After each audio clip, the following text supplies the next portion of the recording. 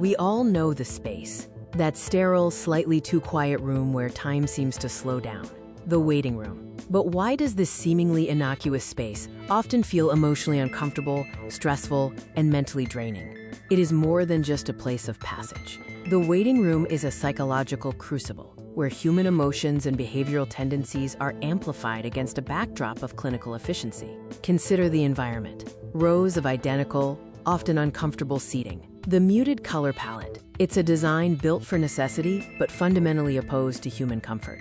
The experience is often heavier than simply losing time. It carries the emotional weight of whatever brought you there. Anxiety about health, the stress of travel, or critical information yet to be revealed. To understand the discomfort, we must delve into the psychological architecture of these spaces. What are the key elements that transform waiting into a source of genuine stress? The first, and perhaps most potent factor, is uncertainty. The human mind is hardwired to seek predictability, and the waiting room often denies us this fundamental need.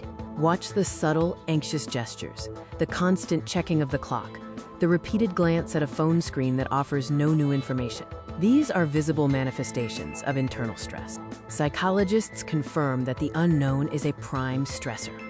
When we don't know when the wait will end or what the result will be, our cognitive resources are hijacked by worry. Lacking reliable information about duration or outcome forces our minds into endless loops of speculation, elevating cortisol levels and contributing to mental fatigue. Beyond simple duration, it's how we perceive that time. And this perception is intrinsically linked to our sense of agency. In these moments, time seems less a constant and more a tangible burden. The slow motion of a person waiting encapsulates this heavy, suspended reality. The empty time effect tells us that unoccupied time spent doing nothing purposeful, is perceived as far longer than time spent productively engaged. The waiting room offers very little meaningful occupation. We are fundamentally creatures of agency.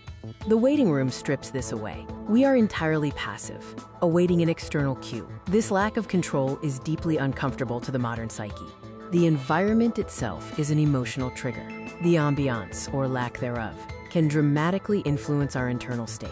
Look at the visual language, the sterile surfaces, the artificial glare, the hard angles. These elements contribute to a rigid, unwelcoming atmosphere. The silence isn't peaceful, it's unnatural. It's often punctuated by hushed conversations, muffled intercom announcements, and the palpable shared tension of strangers facing parallel uncertainties. Architectural coldness translates directly into psychological coldness. Minimalism, intended for efficiency, ends up amplifying feelings of isolation and anxiety in a time when comfort is most needed.